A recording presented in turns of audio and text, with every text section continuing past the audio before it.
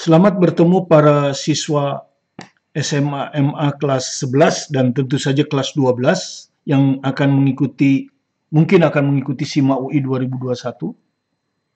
SIMA UI 2022. Yang mungkin mengikuti SIMA UI 2022, Anda perlu kenal soal SIMA UI yang terbaru 2021. Kita ke topik asas Doppler pada gelombang bunyi. Ya. Jadi sebagai acuan adalah kalau buku soal itu adalah penuntun belajar fisika untuk kelas 11 ya. Kelas 11. Jadi ada 3 buku, kelas 10, 11, 12. Ini kelas 11, warnanya ungu. Dan teorinya kalau Anda mau terinci sehingga memahami benar, Anda pelajari dari buku ini. Buku pelajaran. Ya, yang cukup sudah banyak digunakan oleh SMA-SMA favorit. Oke, kita bahas soalnya. Sebuah alarm akustik itu artinya bunyi, ya, memancarkan gelombang frekuensi 27 kHz ya. 1 kHz itu 1000 Hz. Sorry. Ya. Jadi ini ada alarm, ini ada sumbernya ya. Ini ada sumber. Sumber dari gelombang dari alarm. Ya, kita biasa singkat dengan S. Ya. Dia memancarkan frekuensi.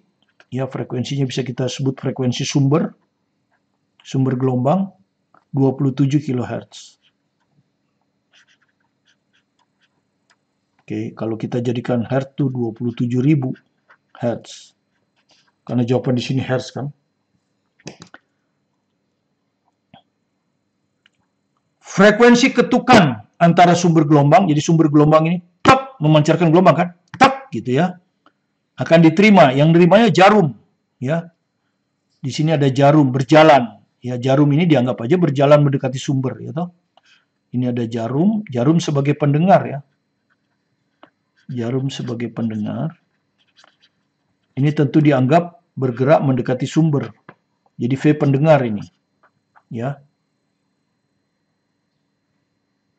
Frekuensi ketukan antara sumber gelombang dan gelombang yang dipantulkan kan. Ini kena jarum memantulkan gelombang kan. Berjalan dengan kecepatan rata-rata 0,85 meter per sekon. Dianggap mendekati ya, mendekati sumber. Ya kan, dipantulkan kan gitu. Nah, yang ditanya frekuensi ketukannya. Ya. Jadi yang ditanya frekuensi ketukan. Jadi maksudnya begini, sumber bunyi ini akan memancarkan Fs. Tapi yang diterima jarum bukan Fs, tapi Fp. Dan Fp itu tidak sama dengan Fs. Karena ada kecepatan pendengar. Anggaplah sumber bunyi ini diam. Ya, sumber gelombang ini diam, gelombang alarm. Sumber bunyi alarm ini diam. Tapi kan jarumnya dianggap bergerak. Maka kalau salah satu bergerak, tentu frekuensi yang didengar oleh jarum ini, kemudian dipantulkan, itu tidak sama dengan Fs. Nah, selisihnya inilah yang disebut frekuensi ketukan. Ya, jadi selisih. Ya, tentu di sini frekuensi pendengar akan lebih besar ya. Tapi kita pakai tanda harga mutlak aja. Ya. Tapi Anda sudah tahu kalau ini mendekati pasti Fp lebih besar dari Fs. Tapi kita pakai harga mutlak aja, nggak ada masalah. Dipositifkan kan. Oke. Nah, Fs sudah tahu. Berarti kita menghitung Fp. Dan untuk asas Doppler Anda sudah tahu rumusnya kan. Kalau Anda baca di buku teori saya itu, ya, rumusnya adalah F pendengar adalah V min Vp per V min Vs. Jadi kecepatan relatif pendengar, kecepatan relatif sumber kali Fs. Di mana Vp dan Vs bisa positif, bisa negatif. Ya. Vp dan Vs bisa positif, bisa negatif. Kalau diam 0. Jadi seperti di sini, sumber bunyinya diam, berarti Vs-nya 0. Nah, ini bisa positif, bisa negatif. Nah, arah positif negatif ditentukan dari sumber ke pendengar. Jadi ini sumber, ini pendengar. Jadi arah positifnya itu ke kanan. Gitu loh. Nah, pendengar ini ke kiri, berarti dia min. Nah, ini nanti harus kita masukkan min ini. Ya, jadi nanti dimasukkannya Vp itu min. Ya, karena dia berlawanan dengan arah SP. Ya, jadi kita tidak perlu menghafal. Ya, positif negatif ditentukan oleh arah SP. Kalau kecepatan pendengar ke kanan, dia positif. Tapi kalau dia ke kiri, min. Jadi tinggal dimasukkan ya. Jadi frekuensi pendengar.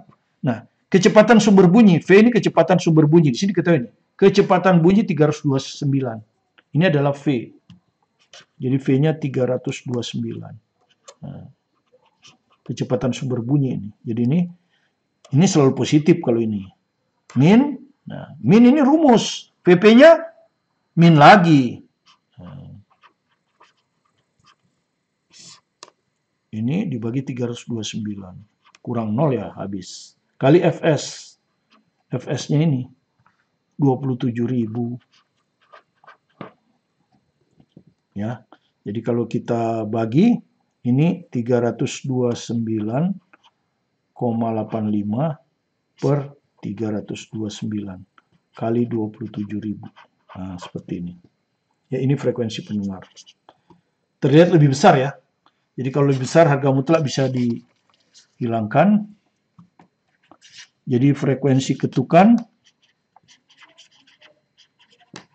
sama dengan FP ya, bisa harga mutlak bisa kita hilangkan lah ya. Bisa kita hilangkan karena FP-nya lebih besar ini. 329,85 dibagi 329 kali 27.000 ya, dikurangi 27.000 ya, Fs-nya 27.000. Kemudian penyebutnya kita samakan dengan 329.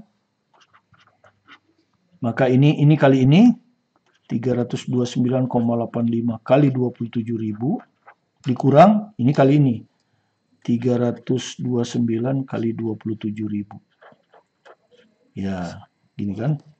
Oke, jadi kita kurangi 27.000 dikeluarkan, berarti ini kurang ini. 0,85. 0,85 kali 27.000 dibagi 329. Nah, hertz ini mendekati mana? Kan tinggal kita pilih. Ya. Pendekatan aja ngitungnya. Ya. 0,85 kali 27.000. Oke. Ini berarti nolnya ada 3 ya. Berarti ini 850 ya kan? Kali 27 dibagi 329. Nah, seperti ini ya kan? Sekarang coba kita bagi ini. Ini kita bagi aja dulu dengan ini. 850 dibagi 329. Berapa? 3 apa 2? Kalau 3 lebih ya. Kalau 3 nggak bisa lebih. 2, jadi 2 pasti ya. 2. 2 koma. Jadi ini sekitar 2 koma kali 27. Nah, begini. Ya toh? 2 koma kali 27. Ini pendekatan. Buat apa kita hitung bagus-bagus? Nah, kalau kita hitung, misalnya ini kan antara 2 dan 3. Ya, antara 2 dan 3 kan? Berarti kalau 2 saja, dia akan lebih besar dari 54. Ya toh? 2 saja dia akan lebih besar dari 54. Lebih besar dari 54. Ya. Terus kalau 3. Kalau 3, berarti 81.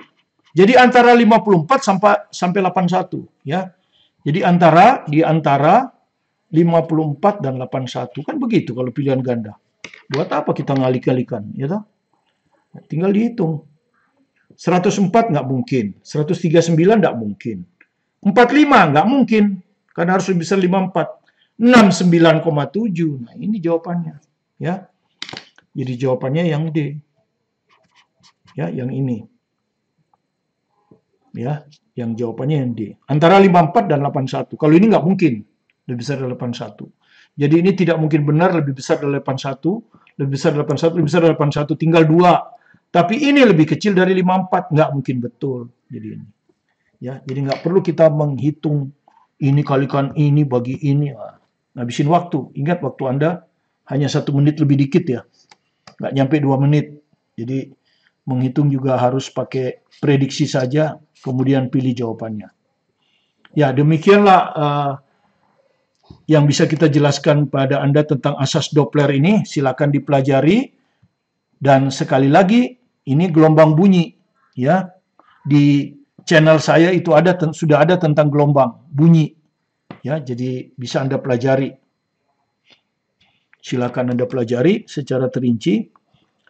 Terima kasih Anda telah berkunjung ke video pembelajaran kami. Jika Anda merasa manfaatnya, silakan di-subscribe kalau belum subscribe. like, komen, bunyikan loncengnya supaya Anda selalu bisa mengikuti video-video terbaru kami. Tetap semangat belajar mandiri di rumah di masa pandemi ini, sehingga sebentar lagi Anda akan belajar tatap muka dengan guru Anda dengan penuh semangat, dan mudah-mudahan dengan sisa waktu yang ada, Anda bisa berjuang untuk mendapatkan satu tempat di perguruan tinggi yang Anda kehendaki sesuai dengan minat dan bakat Anda. Sukses selalu bersama Anda, bersama saya, Martin Kanginan.